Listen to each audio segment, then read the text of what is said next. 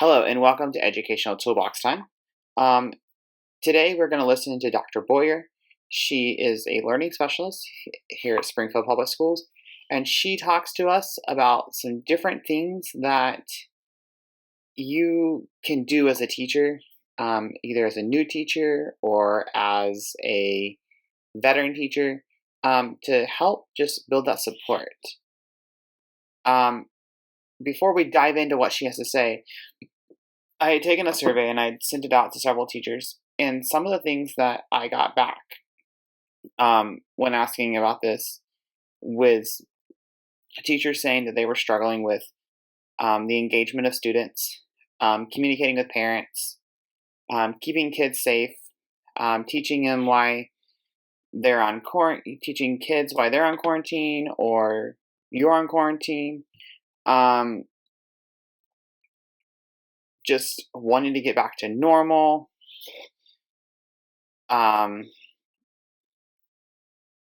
Just being more equipped. So Dr. Boyer is going to give us some ideas. She's going to give us some strategies to use. So let's listen to what she has to say. And I hope this video helps you, or helps maybe you know of a fellow teacher that just needs that extra lift of support to be able to get through this tough time. So let's listen to what she has to say. So when thinking through how to help new teachers kind of cope with the everyday dynamics of like teaching behaviors, all the things, what's really unique in COVID teaching land is our new teachers specifically in SPS, they didn't get a chance to do 5-day full classroom right out of the gate teaching. And so at the beginning of the year, the classroom management looked differently, and they were more coping with the safety aspects of keeping kids in the groupings and the mask on, and making sure that they were really paying attention to their group of learners and where they were at in the space and how many minutes they were with their teachers, which is unlike anything we've ever had to do in teaching.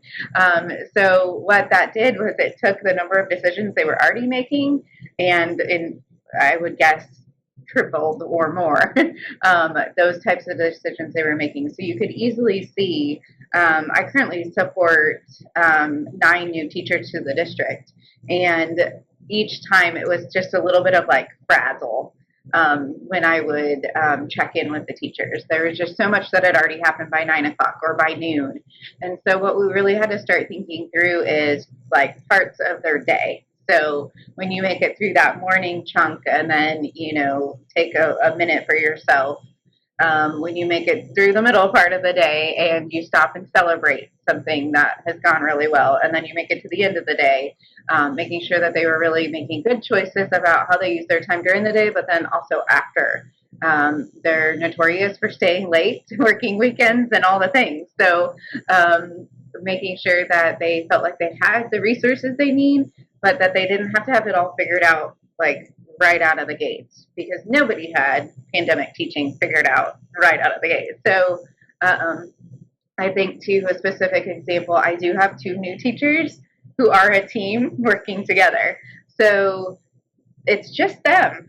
They are the first grade team at one of our sites, and there's no way for them to know what it did feel like before COVID to be teaching other than their practicum and student teaching experiences. And right out of the gate, one of them was home teaching in quarantine for safety purposes, and really teaching her class through Zoom while the sub was there to manage behaviors. And it was one of the hardest things I think she's had to do so far this year, but it gave her great perspective, because then when she did come back to teaching in her classroom, she was just really grateful and thankful for the opportunity to be there each day with her students. And so we've worked a lot on like positive affirmations with the teachers, like, I can do this. This is hard, but it's going to be a good day. I can make it a good day. So things like that we've worked on.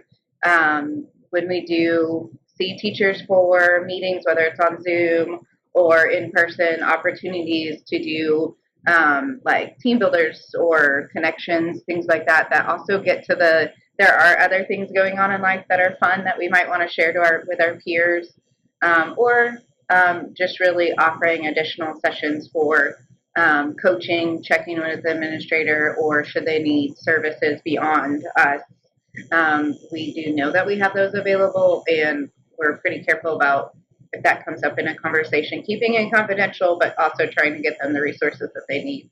So I think that's kind of in the new teacher realm, kind of sums up what I've experienced from working with those 9 individuals so far. Veteran teachers, one of the things that probably we started out the year with is a really hopeful start after coming back from being on remote learning to seeing your class, getting back in action in your own space. And really one of the things that you know how to do is set up a classroom, and then you got to set it up in pandemic style. So that was like right out of the gate, probably a little trickier, caused you to do some rearranging. I know you might have even had to take out your beloved carpet at the front of your room and just really kind of rethink what will it look like for me and my students to work in this space. And so I think once that was initially set up, then it became what resources do I have and what do I need to be successful with my kiddos. And so I think in a lot of the kind of conversation so far, it's been a lot about how do I manage teaching in person and also the virtual component. So straight out of the gate to like the expectation of having like a Canvas page ready to go, and also being ready to greet students for, I think you've had maybe 3, 4, 5 first days at this point, depending on what grade level you teach or what district you're in. But when we think about that, that adds in a new dynamic of some of us have been teaching for a long time and we've done it well without having a Canvas page to back us up or have in the background. And so right out of the gate, having to have that ready as an expectation probably caused extra anxiety for some, frustration for a lot.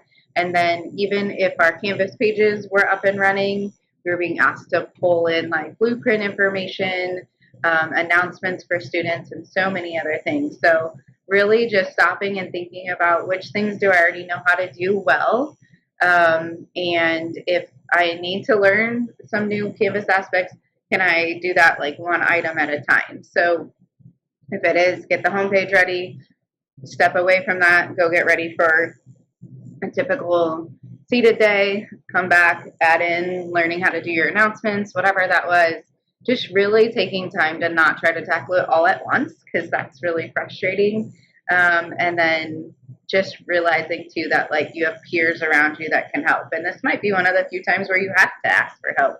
Even if you're known for being really strong as a reading teacher or really experienced as somebody who has great engagement in their classroom, you are likely being challenged with a new set of realities. And so just thinking through the things that you're being asked to do, how you might go about doing them, and do you need help to get to that point, and really doing it in a way that doesn't just end at frustration points. Because that is one of the things, if you were in a coaching session, you might hear a paraphrase of, so you're really frustrated, and what you want is to be successful in having your Canvas page ready. And should you sign off on that paraphrase and that goal, then really you start to think about, so what actions would I need to take to make that happen? The Canvas piece is just one example, but I do think with veteran teachers,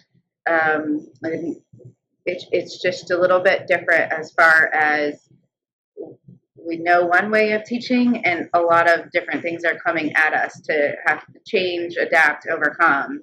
And it could also be with attendance and other things, how to keep kids rocking and rolling on the days that they are seated, whether they were a partial class size or now back together.